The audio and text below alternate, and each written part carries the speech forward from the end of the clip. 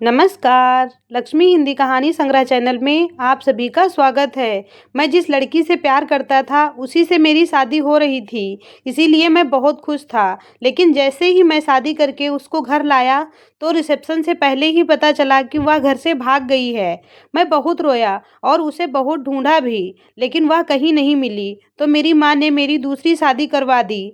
मेरी दूसरी पत्नी बहुत ही अच्छी थी, लेकिन उसके लिए मेरे दिल में कोई भी फीलिंग नहीं थी। मैं उसे छोड़कर 3 साल के लिए विदेश चला गया, लेकिन जब मैं लौटा तो मैंने इस रिश्ते को दिल से अपना लिया था, क्योंकि इन सब में उस लड़की की क्या गलती थी। मैं उसे घुमाने शिमला ले गया था। वहां से लौटकर आते हुए एक भिखारिन मेरी गाड़ी से टकरा गई। मैंने तुरंत गाड़ी से उतरकर उसके उठने में उसकी मदद की, लेकिन जैसे ही मैंने उसकी शक्ल देखी तो मेरे पैरों तले जमीन ही खिसक गई, क्योंकि वह तो मेरा नाम अमन है और मेरा पूरा परिवार पंजाब में ही रहता है, लेकिन मेरे चाचा लखनऊ में रहते हैं। मैंने उन्हीं के बेटे की शादी में जाने के लिए ऑफिस से 20 दिन की छुट्टियां ली थी। पूरे रास्ते मेरी माँ पापा के पुराने दोस्त की बेटी मनीषा के बारे में ही बोले जा रही थी कि शादी में मनीषा भी आ रही है। मुझे तो वह पहले से ही पसंद है, बस तुम्हारे हाँ की देर है। मैं तो उसे अपनी बहू बनाने के लिए राजी हूँ। मनीषा और मैं बचपन में एक साथ ही खेला करते थे। दोनों एक दूसरे को अच्छे से जानते भी थे, पर कॉलेज और आगे की पढ़ाई के लिए मुझे पंजाब में शिफ्ट होना पड़ा। इसीलिए काफ़ी सालों से हम दोनों ने एक दूसरे को देखा भी नहीं था। इसीलिए मैंने सोचा कि अगर मनीषा मुझे पसंद आ गई तो मैं हाँ कर दूंगा, वरना कोई बहाना बनाकर मैं शादी के लिए ना कर दूंगा। मैंने अभी तक किसी लड़की को अपने लिए पसंद ही नहीं किया था, लेकिन मुझे विश्वास था कि मेरी माँ ने मेरे लिए अच्छी ही लड़की पसंद की होगी। पूरे रास्ते मैं बस यही सोचता रहा। फिर हम चाचा के घर पहुंच गए। मेरे चाचा के बेटे भी हमारी ही उम्र के थे, इसीलिए उनके साथ हमने खूब मौज मस्ती की। मैंने मनीषा के बारे में काफ़ी लोगों से सुना था और फिर एक दिन हम दोनों की मुलाकात हो गई। मैंने जब उसे पहली बार देखा तो देखता ही रह गया, क्योंकि अब वह बहुत सुंदर हो चुकी थी, लेकिन हमारी ज़्यादा बात नहीं हो पा रही थी। ऐसे ही एक दिन मैं अपनी शर्ट हाथ में लिए अपनी माँ को ढूंढ रहा था, क्योंकि मेरे शर्ट का बटन टूट गया था। तभी सामने से मनीषा आती हुई दिखी और मुझसे पूछने लगी, आपको आंटी जी से कोई काम है क्या? मैंने कहा हाँ, यह मेरे शर्ट का बटन टूट गया है, बस इसीलिए माँ को ढूंढ रहा था। लेकिन आंटी जी तो नीचे काम कर रही हैं, आप मुझे दे दीजिए, मैं लगा देती हूँ। फिर मैंने कहा नहीं, जब माँ आएंगी तब वही लगा देंगी। फिर वह कहने लगी, आप क्यों उन्हें परेशान कर रहे हैं? मैंने कहा ना, मैं 2 मिनट में लगा देती हूँ। बहुत ही झिझकते हुए मैंने उसे अपनी शर्ट दे दी और फिर वह बटन लगाकर वहाँ से चली गई। मनीषा के इस व्यवहार से मैं बहुत ही खुश हुआ। ऐसे ही एक दिन मेरे सर में बहुत तेज का दर्द था, इसीलिए मुझे चाय पीनी थी। तभी मनीषा मेरे काम आ गई। उसने मुझे चाय बनाकर पिलाई। मनीषा और उसका परिवार हमारे परिवार जैसा ही था, इसीलिए वह माँ का भी बहुत ख्याल रखती थी और उसकी माँ और मेरी माँ पहले से ही काफ़ी अच्छी सहेलियाँ थी। अब मुझे मनीषा अच्छी लगने लगी थी। वह और लोगों के साथ बहुत ही नॉर्मल व्यवहार रखती थी, लेकिन वह माँ के साथ बहुत ही प्यार से रहती थी। एक दिन माँ और मैं एक कमरे में बैठे हुए बातें कर रहे थे कि तभी मनीषा वहाँ आ गई। कि तभी मेरी माँ के मुंह से निकल गया, आ गई मेरी बहू। इतना सुनते ही मनीषा हल्की सी मुस्कुराई और शर्माते हुए चुपचाप वहाँ से चली गई। लेकिन उसकी इन्हीं अदाओं ने मेरा दिल जीत लिया था। मनीषा जब भी मुझे देखती वह बहुत खुश हो जाती थी। मेरे चाचा के बेटे की शादी हो गई थी। फिर मेरी माँ ने मनीषा के पापा से मेरे लिए मनीषा का हाथ मांगा और उन्हें भी इस बात से कोई दिक्कत नहीं हुई। मेरे पापा नहीं थे। मेरे घर में मैं और मेरी माँ अकेले ही रहते थे। माँ ने और देर ना करते हुए वहीं एक छोटा सा हॉल बुक करके हम दोनों की सगाई कर दी। सभी लड़के शायद मुझसे जल रहे थे कि इतनी आसानी से मुझे मनीषा जैसी खूबसूरत लड़की मिल गई थी। फिर सगाई के बाद मैं मनीषा को डिनर के लिए अक्सर ले जाया करता था। अब हम दोनों एक दूसरे को अच्छी तरह से समझने लगे थे और एक दूसरे से प्यार भी करने लगे थे। हम दोनों बहुत ही खुश थे। धीरे धीरे सभी रिश्तेदार अपने घर लौटने लगे थे। मैं और मेरी माँ भी अब पंजाब लौट आए थे, लेकिन हम दोनों रोज फोन पर बात करते थे। ऐसे ही धीरे धीरे 1 साल का समय बीत गया। फिर मेरी माँ ने एक दिन मनीषा के घर फोन किया तो उन लोगों ने 1 महीने का टाइम और मांगा था। इधर मेरी माँ ने जोर जोर से शादी की तैयारियां शुरू कर दी थी और मैं भी अपनी माँ के कामों में हाथ बंटवाया करता था। दोनों जगह खुशी का माहौल था। मेरी माँ भी बहुत खुश थी, उधर मनीषा के घर वाले भी काफी खुश थे। मेरी माँ और मनीषा के पापा की अक्सर फोन पर बात होती थी और वह हमेशा कहा करते थे कि मैं अपने कलेजे का टुकड़ा तुम्हें दे रहा हूँ। हमने इसे बहुत ही लाड प्यार से पाला है, इसीलिए आप लोग कभी मेरी बेटी का दिल न दुखाना। और मैं भी उनसे यही कहता था कि आप बिल्कुल भी चिंता ना करें, शादी के बाद मैं उसका अच्छे से ख्याल रखूंगा और आपको कभी शिकायत का मौका नहीं मिलेगा। और ऐसे ही हमारी शादी का दिन भी आ गया। सारे फंक्शन लखनऊ में ही हो रहे थे, संगीत, हल्दी, मेहंदी। मेरे अधिकतर दोस्त भी शादी में शामिल होने आ गए थे। मनीषा के मिलने की वजह से मैं बहुत खुश था और मनीषा भी इस शादी से बहुत खुश थी। आखिर शादी का दिन भी आ गया और हमारी शादी हो गई। हमारी जिंदगी की एक नई शुरुआत होने वाली थी। शादी के बाद हम सभी पंजाब आ गए थे। सारी रस्में पूरी होने के बाद शाम को रिसेप्शन रखा गया था। मैं तैयार हो गया, लेकिन मनीषा अभी तक पार्लर से नहीं आई थी। देखते ही देखते 4 घंटे का समय बीत गया।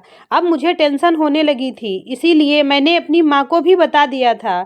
6 घंटे का समय बीत गया तो मेरा दिल और भी ज्यादा घबराने लगा और थोड़ी ही देर बाद मुझे कुछ ऐसा सुनने को मिला कि मेरी जान ही निकल गई थी। मेरी पत्नी मनीषा पार्लर से भाग गई थी। यह सुनकर तो मेरे सिर पर बिजली ही गिर गई। हर कोई यही सवाल किए जा रहा था कि आखिर लड़का तो ठीक ठाक है, तो फिर इसकी पत्नी क्यों भाग गई। और कुछ तो मेरी पत्नी के चरित्र पर ही उंगली उठा रहे थे।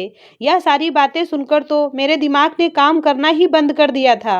मेरी आंखों से आंसू बहने लगे। मेरी माँ मुझे समझाए जा रही थी। मैं रोते हुए ही माँ से कहने लगा कि माँ, मनीषा ऐसा नहीं कर सकती। वह मुझसे बहुत प्यार करती है, इसीलिए मेरा उस पर विश्वास है। उतने में ही मनीषा के पापा मेरे पास आए और मेरे सामने अपने हाथ जोड़कर कहने लगे, बेटा हो सके तो मुझे माफ कर दो, क्योंकि मैंने कभी सपने में भी नहीं सोचा था कि मेरी बेटी ऐसा कुछ कर सकती है। सारे लोग मुझे दिलासा दे रहे थे। समय ऐसे ही गुजरता गया। मैंने 3-4 महीने तक मनीषा को ढूंढा, लेकिन वह मुझे कहीं नहीं मिली। फिर मेरी माँ ने भी मेरी दूसरी शादी करने की सोची। बहुत मुश्किल से मैं दूसरी शादी के लिए राजी हुआ था। मैंने अपनी होने वाली पत्नी का चेहरा अभी तक नहीं देखा था। आखिरकार मेरी दूसरी शादी भी हो गई। शादी के 2 दिन बाद सारी पूजा और रस्में खत्म हुई तो रात आते ही मैं छत पर आ गया। मेरी आंखों से आंसू बह रहे थे। मुझे ऊपर जाते देख मेरी माँ भी पीछे से आ गई। माँ ने मेरे सर पर हाथ रखा और कहने लगी कि मुझे पता है कि तुम टेंशन में हो क्योंकि तुम्हारा दिल टूटा है, पर मेरी एक बात मानोगे बेटा, जो हुआ उसे कोई बदल नहीं सकता और जो चली गई उसके लिए तुम उस लड़की को सजा दे रहे हो जिसने तुम्हारे साथ शादी की है और जीवन भर साथ देने का वादा किया है। अब ज्यादा मत सोचो और अपने कमरे में जाओ। मुझे भी यही लगा कि मेरी माँ सही कह रही है। एक धोखेबाज लड़की के खातिर एक अच्छे इंसान का दिल दुखाना ठीक नहीं है, इसीलिए मैं नीचे आया। मेरी पत्नी सर पर पल्लू लिए मेरा इंतजार कर रही थी। मैंने माँ की पसंद से शादी की थी, इसीलिए अभी तक मैंने अपनी पत्नी को नहीं देखा था, क्योंकि अभी भी मेरी आंखों के सामने मनीषा ही थी। लेकिन जैसे ही मैंने उसका पल्लू ऊपर किया, मैं हैरान था क्योंकि सामने कोई और नहीं, रेखा थी, मनीषा के चाचा की लड़की, और मेरी शादी में भी वह आई हुई थी। तब हमारी काफी अच्छी जान पहचान हो गई थी। रेखा मेरे रिसेप्शन पर भी आई थी और मनीषा रेखा को पार्लर अपने साथ ही ले गई थी। मैं उसे देखकर एकदम शांत हो गया। तब रेखा ने मेरा हाथ पकड़ते हुए कहा कि अमन, मनीषा के लिए तुम अपनी जिंदगी बर्बाद क्यों कर रहे हो? और तुम कहते हो वह तुमसे प्यार करती थी। अगर वह तुमसे प्यार करती थी तो तुम्हें छोड़कर क्यों गई? थोड़ा सोचकर देखो अमन, मैं कुछ गलत नहीं कह रही। मुझे भी लगा कि रेखा बोल तो सही ही रही है, लेकिन फिर भी मैं उसे अभी पत्नी के रूप में स्वीकार नहीं कर सकता था। ऐसा लग रहा था कि यह सब कुछ मेरे लिए एक सपना हो और आंख खुलते ही मेरी मनीषा मेरे पास आ जाएगी। रेखा कहने लगी कि तुम्हें जितना वक्त चाहिए तुम ले सकते हो मनीषा को भूलने के लिए। तब तक हम दोनों सिर्फ दोस्त बनकर रहेंगे। रेखा की बात सुनकर मुझे बहुत अच्छा लगा। बाद में रेखा तुरंत सो गई, लेकिन मैं रात भर सोचता रहा। बड़े ही मुश्किल से समय कट रहा था। फिर मैंने पूरे तरीके से अपने दिल से मनीषा को निकालने के बारे में सोचा। मन ही मन मैंने सोचा कि मनीषा, अगर तुम मेरे सामने कभी आ भी गई तो शायद मैं तुम्हारी तरफ देखूंगा भी नहीं।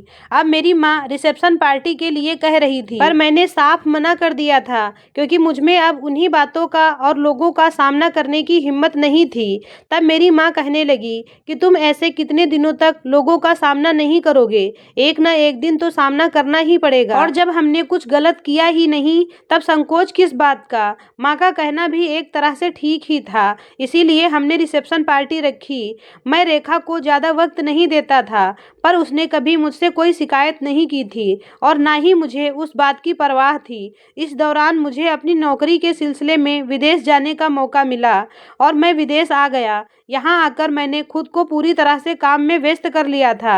मैं रेखा से फ़ोन पर बात भी नहीं करता था। 3 साल गुजरने के बाद एक दिन मेरी माँ ने बात करते वक्त मुझे अपनी कसम दी कि अगर वापस नहीं आओगे तो मेरा मरा हुआ मुंह देखोगे। माँ की जिद के कारण मैं वापस अपने देश आ गया, पर अभी तक मैंने रेखा को स्वीकार नहीं किया था। एक दिन मेरी माँ कहने लगी कि रेखा को थोड़ा समय दिया करो, उससे बोला करो। पहले तो नहीं, लेकिन अब वह उदास रहने लगी है। ऐसा ना हो कि यह भी तुम्हें छोड़कर चली जाए। माँ ने मुझे खूब समझाया, जिस वजह से मैं अब रेखा को वक्त देने लगा था। उसे बाहर घुमाने भी ले जाता था। मैंने अपनी ज़िंदगी की नई शुरुआत कर ली थी। रेखा बहुत खुश थी, कहने लगी कि आखिर मुझे मेरे सब्र का फल मिल ही गया। पहले तो मुझे लगा कि मैंने तुमसे शादी करके बहुत बड़ी गलती कर दी, लेकिन अब मुझे पता चला कि आप तो बहुत ही अच्छे इंसान हो। 2 साल बाद ही हम दोनों माता पिता बन चुके थे। मेरी ज़िंदगी में सिर्फ खुशियाँ ही खुशियाँ थी, लेकिन कभी कभी जब मनीषा का ख्याल आता तो मेरा खून खौल उठता था। बात सिर्फ प्यार की होती तो कोई बात नहीं थी, लेकिन उसने तो मेरे साथ शादी की थी। अब मेरी बेटी 2 साल की हो गई थी। एक दिन रेखा कहने लगी कि कहीं बाहर चलकर इसका बर्थडे सेलिब्रेट करेंगे। सेलिब्रेशन भी हो जाएगा और घूम भी लेंगे। इसीलिए हम सभी शिमला आ गए थे। जहाँ पर हम रुके थे वह जगह बहुत ही सुंदर थी। शाम को हम एक रेस्टोरेंट में गए। वहाँ हम दोनों ने केक काटा और खूब इंजॉय किया। एक हफ्ते बाद जब हम शिमला से लौट रहे थे तो एक भिखारिन हमारी गाड़ी से टकरा गई। मैंने ब्रेक भी लगाया, लेकिन तब तक वह टकरा कर नीचे गिर गई थी।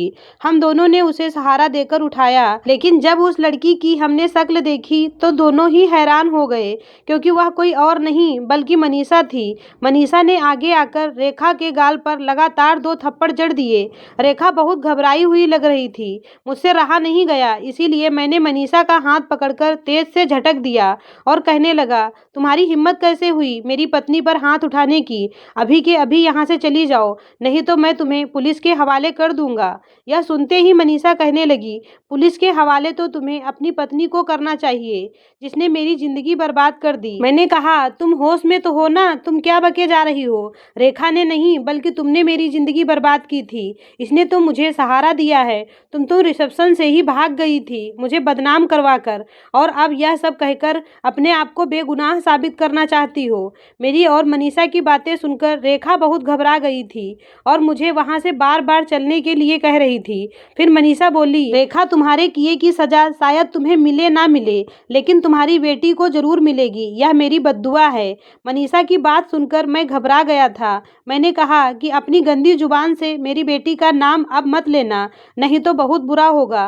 तब मनीषा मेरा हाथ पकड़कर फूट फूट कर रोने लगी और बोली कि अमन, मेरा विश्वास करो, मैंने तुम्हें धोखा नहीं दिया। जिस दिन अपनी रिसेप्शन पार्टी थी और मैं पार्लर गई थी, आपको याद है कि मेरे साथ यह भी थी। जब मेरा मेकअप हो गया तो यह मुझसे कहने लगी कि मुझे भूख लगी है, मैं कुछ खाकर आती हूँ। उसके जाने के बाद 2 अनजान औरतें आई और मेरा नाम पूछने लगी। फिर एक ने मेरे हाथ पकड़ लिए और दूसरी ने मुंह पर रुमाल रख दिया। पता नहीं उस रुमाल में क्या था जिससे मुझे नशा चढ़ गया। उसके बाद क्या हुआ मुझे कुछ याद नहीं, लेकिन जब मैं होश में आई तो एक कमरे में थी। मैं मदद के लिए बहुत चीखी और चिल्लाई, लेकिन कोई नहीं आया। कुछ समय बाद एक औरत मेरे लिए खाना लेकर आई। तब मैंने उससे पूछा तो वह कहने लगी कि यह सब हम रेखा मैडम के कहने पर कर रहे हैं, इसके उन्होंने हमें पैसे भी दिए हैं। मैंने कहा कि मैंने रेखा का क्या बिगाड़ा है, तो वह औरत मुझसे कहने लगी कि जिस लड़के से आपकी शादी होने वाली थी, रेखा मैडम उनसे बहुत प्यार करती हैं